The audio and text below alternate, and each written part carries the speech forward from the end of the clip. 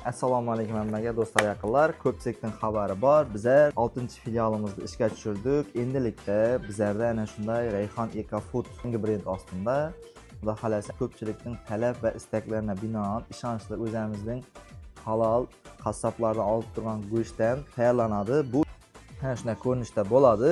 Rayhon go'shti patirda mevali choylarimiz ham bor. Bemalol kelib, do'stlar bilan, yaqinlar bilan o'tirib, shu yerda bir gaplashib, choylarimizdan ichib, maza qilib ketsangiz bo'ladi va ana shu домашний pelmenlarimiz ham Rayhon go'shti patirda bo'ladi. Birinchi marta shu yerga kelib yeb ko'rib, undan keyin sotib olsangizlar ham albatta bo'ladi.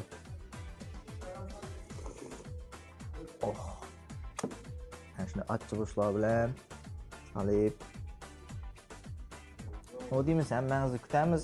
Pelmenimizni yeb ko'rganlar bo'lsa, ya'ni bo'ragimizni yeb ko'rganlar bo'lsa, baho berasa, bu bo'rakning 3 xil, 4 xil varianti bo'ladi. Bu o'zimizning домашний varianti bo'ladi.